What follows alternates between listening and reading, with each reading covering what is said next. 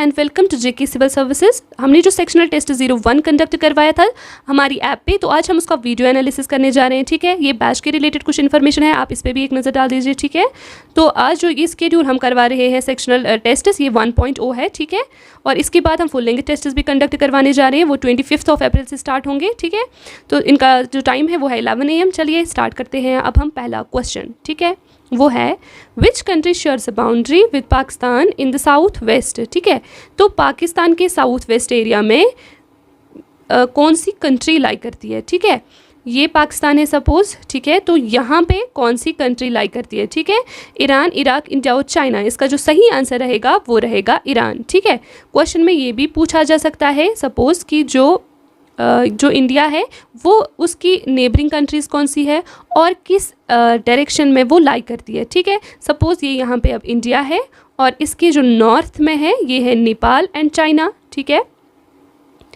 तो यहाँ पे है भूटान इन नॉर्थ एंड ईस्टर्न एरिया। ठीक है, यहाँ पे भूटान लाई करता है। ठीक है, और जो ईस्ट वाली साइड में है बांग्लादेश एंड म्यांमार।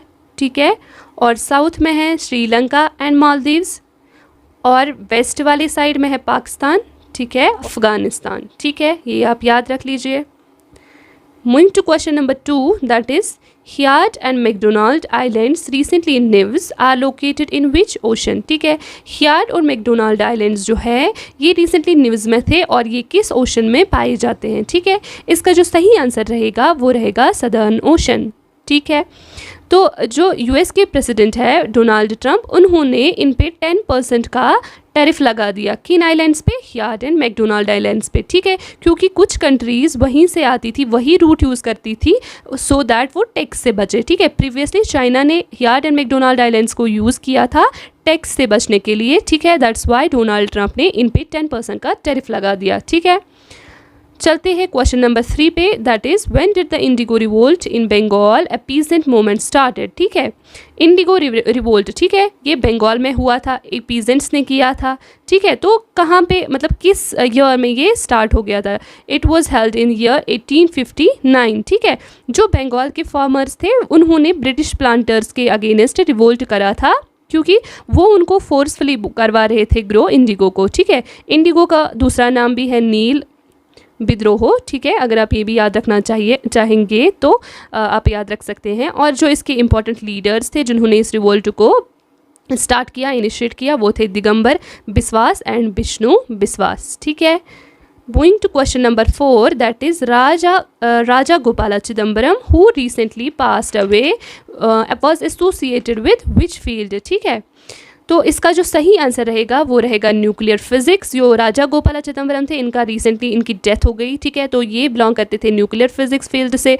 ठीक है, तो ये की फिगर इनको माना जाता है क्योंकि इन्होंने न्यूक्लियर टेस्ट कंडक्ट करवाए थे 1974 एंड 1998 में पोखरान 1 एंड पोखरान 2 जो न्यूक्लियर टेस्ट स्टार्ट करे थे, तो उसमें से ये प्रोमिनेंट फिगर थी। ठीक है, अपार्ट फ्रॉम दैट ये डायरेक्टर भी रहे हैं बाबा एटॉमिक रिसर्च सेंटर के, चेयरमैन रहे हैं एटॉमिक एनर्जी कमीशन के और सेक्रेटरी भी रहे हैं एटॉमिक एनर्जी के। ठीक है, moving to question number 5 now, Europa which was seen in news is a moon of which planet. ठीक है, यूरोपा मून है किस प्लैनेट की, ये पूछा गया है क्वेश्चन में। इसका जो सही आंसर रहेगा वो रहेगा जुपिटर। ठीक है, जो यूरोपा है ना, इसका दूसरा नाम है आईसी मून भी। ठीक है, तो ये क्यों न्यूज़ में था? क्योंकि बोला गया है नासा की तरफ से कि इसमें है पोटेंशियल, वहाँ पे एक्स्ट्रा टेरेस्ट्रियल लाइफ एग्जिस्ट हो सकती है। ठीक है, that's why this was on in news. ठीक है, तो जो वीनस है, वीनस की कोई मून नहीं है। ठीक है, जो मार्स है इसकी 2 इंपॉर्टेंट मून्स है, फोबॉस एंड डेमोस। ठीक है, तो जो सैटर्न है इसकी बहुत सारी मून्स है लेकिन इंपॉर्टेंट है टाइटन। ठीक है, एनसिलेडस एंड लेपिटस, ये इसकी इंपॉर्टेंट मून है। ठीक है, Moving to another question, that is Pardihi community is primarily found in which states। ठीक है, जो परदिही कम्युनिटी है ये किन स्टेट्स में पाई जाती है। ठीक है, तो इसका जो सही आंसर रहेगा वो रहेगा महाराष्ट्र एंड मध्य प्रदेश। ठीक है, ये जो पर्दी कम्युनिटी है ना, ये एक नोमैडिक कम्युनिटी है। ठीक है, तो जब जो मुग़ल एम्परर्स थे वो इनको हायर करते थे सो दैट वो इनको हेल्प करे शिकार करने में। ठीक है, व्हाट इज़ शिकार, या तब ये टर्म यूज़ होती थी हंटिंग के लिए। ठीक है, तो फिर उसके बाद पहले मुग़ल एम्परर्स इनको यूज़ करते थे। ठीक है, तो उसके बाद जो ब्रिटिशर्स थे और लैंड लॉर्ड्स होते थे तो वो भी इनको शिकार के लिए यूज़ करते थे। ठीक है, तो कहाँ पे पाई जाती है पर्दी कम्युनिटी?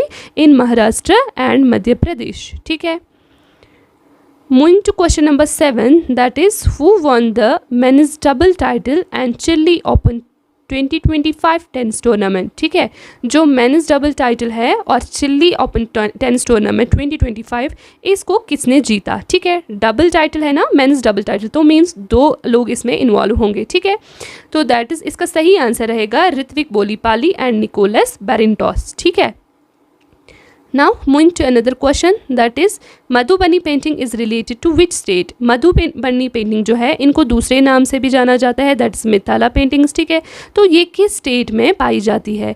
इसका जो सही आंसर रहेगा वो रहेगा बिहार। ठीक है, तो ये मधुबनी पेंटिंग्स जो है ना ये बहुत फेमस है। क्यों? Because of the tribal motifs. ठीक है, इनको मतलब डीप मीनिंग है ट्राइबल कम्युनिटी में, और इसमें ब्राइट कलर्स हमें यूज़ होते हैं। और ये हम किस पे यूज़ करते हैं? जो भी फ्रेशली प्लास्टर्ड या मड वॉल होती है ना, मड वॉल, तो उस पे हम ये पेंटिंग्स यूज़ करते हैं। ठीक है, क्वेश्चन नंबर 9 पे चलते हैं, वो है which of the following is not the goal of economic policy? ठीक है, इनमें से इकोनॉमिक पॉलिसी का गोल कौन सा नहीं है? ठीक है, नहीं का पूछा गया है।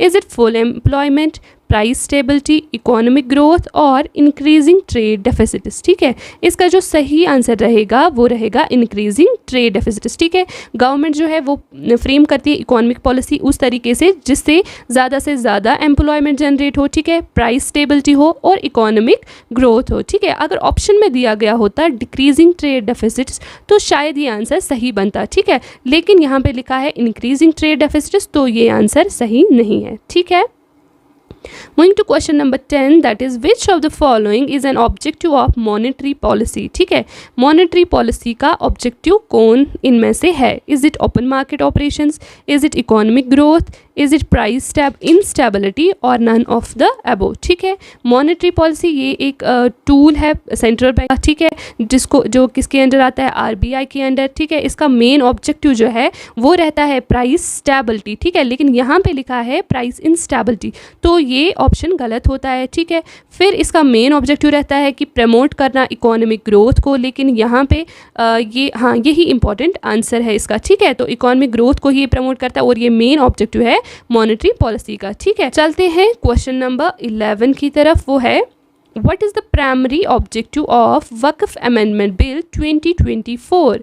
प्राइमरी ऑब्जेक्टिव किसका? वक्फ अमेंडमेंट बिल का, जो रिसेंटली न्यूज़ में था। ठीक है, इसका जो सही आंसर रहेगा वो रहेगा to enhance transparency and prevent misuse of Waqf properties. ठीक है, जो इनका क्या मेन ऑब्जेक्टिव क्या है? इनका इम्प्रूव करना मैनेजमेंट को और गवर्नेंस को, किनकी? वक्फ प्रॉपर्टीज़ जो है। ठीक है, तो इसमें से हम एड्रेस कर सकते हैं वो इश्यूज़। इसको फ्रेम ही इसीलिए किया, अमेंड इसलिए किया गया सो दैट जो इसमें पिछले कुछ इश्यूज़ थे लाइक जो गवर्नमेंट पॉलिसी के अगेंस्ट थे। ठीक है, तो उनमें एनहेंस करने के लिए, ट्रांसपेरेंसी और अकाउंटेबिलिटी को बढ़ाने के लिए इन्होंने इसको अमेंड किया। ठीक है, तो ये इसका प्राइमरी ऑब्जेक्टिव है।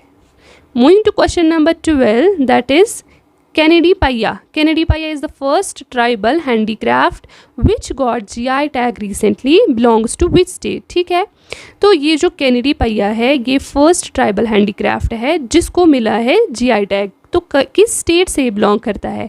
Is it Kerala, Assam, West Bengal और मध्य प्रदेश?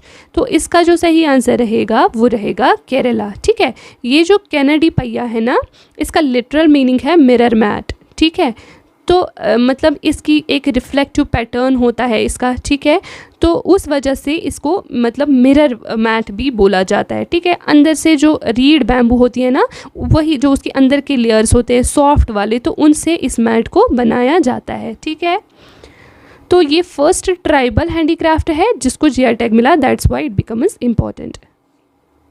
Moving to question number 13, that is what is the theme for International Yoga Day 2025. ठीक है, इंटरनेशनल योगा डे जो है इसका थीम क्या है 2025 का पूछा है. Is it yoga for wellness, yoga for one earth one health, yoga for self and society और योगा फॉर ह्यूमैनिटी. ठीक है, इसका जो सही आंसर रहेगा वो रहेगा yoga for one earth one health. ठीक है, जो इंटरनेशनल योगा डे है इसको हम सेलिब्रेट करते हैं 21 जून. ठीक है, जो योगा फॉर वेलनेस है ना ये भी थीम था इसका 2021 में. ठीक है, और ये जो yoga for self and society है ये 2024 का थीम था. ठीक है, और योगा फॉर ह्यूमैनिटी जो है ये 2022 का थीम था. ठीक है, चलते हैं क्वेश्चन नंबर 14 पे. ये है India launched operation Brahma to assist which quake hit country.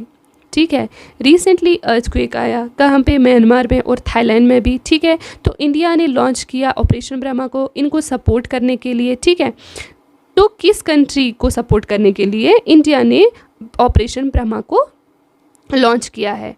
इसका जो सही आंसर रहेगा वो रहेगा म्यांमार. ठीक है, तो इसको प्लान किया किसने, इंडियन आर्मी फोर्स ने और मिनिस्ट्री ऑफ एक्सटर्नल अफेयर्स. ठीक है, और एनडीआरएफ टीम ने. ठीक है, तो चलते हैं क्वेश्चन नंबर 15 की तरफ. ठीक है, what is the dominating range of light wavelengths in the lower atmosphere. ठीक है, डोमिनेटिंग रेंज कौन सा है लाइट वेवलेंथ्स का, कहाँ पे, लोअर एटमॉस्फेयर में. ठीक है, is it less than 100 nanometer, greater than 300 nanometer, between 100 and 300 nanometer, और all wavelengths are equally important. ठीक है, तो जो लोअर एटमॉस्फेयर है यानी कि ट्रोपोस्फीयर. ठीक है, उसी का पूछा गया है. जो विजिबल रेंज होता है ना वो आता है बिटवीन 400 नैनोमीटर टू 700 नैनोमीटर. ठीक है, तो इस वजह से ये वाला ऑप्शन सही बनता है, that is greater than 300 nanometre. ठीक है, तो चलते हैं अब क्वेश्चन नंबर 16 की तरफ. वो है which of the following is the most suitable ecosystem.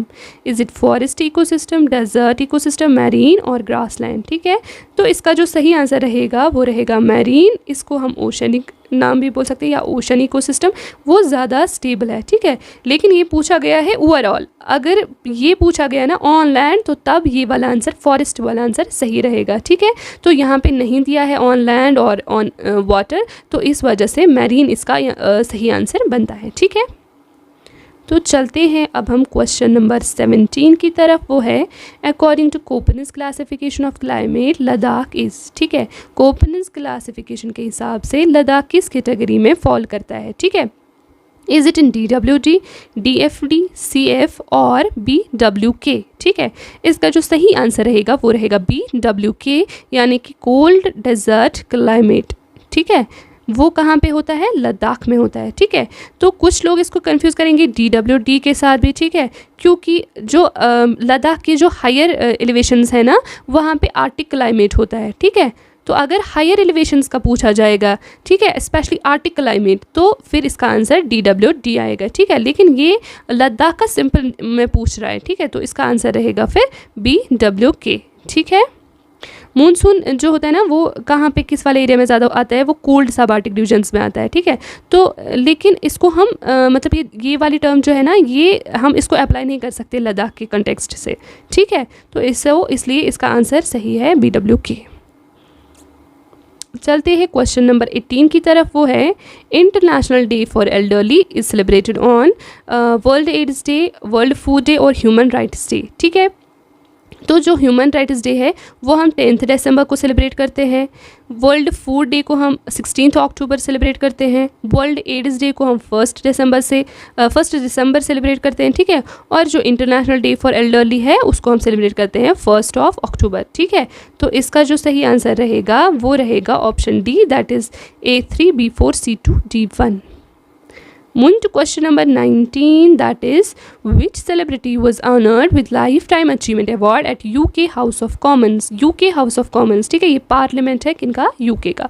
ठीक है, तो वहाँ पे एक सेलिब्रिटी को ऑनर किया गया किससे, लाइफ टाइम अचीवमेंट अवार्ड से. ठीक है, तो वो कौन सी सेलिब्रिटी है. ठीक है, इज इट अमिताभ बच्चन, चिरंजीवी, कृति सेनन और अक्षय कुमार. इसका जो सही आंसर रहेगा वो रहेगा चिरंजीवी. ठीक है, moving to question number 20 and the last question, that is what is the rank of India in World Happiness Report 2025. ठीक है, वर्ल्ड हैप्पीनेस रिपोर्ट के अकॉर्डिंग इंडिया की रैंक क्या है 2025 में, तो वो है 118। ठीक है, अगर 2024 का पूछा जाएगा तो तब आप लिख लीजिए 126। ठीक है, तो this was all about this session. अगर किसी को इसकी PDF भी चाहिए अलॉन्ग विद आंसर्स, सॉरी एक मिनट, तो वो हमारी एप्लीकेशन को डाउनलोड कर सकते हैं। ठीक है, this was all about the session. Have a nice day, thank you.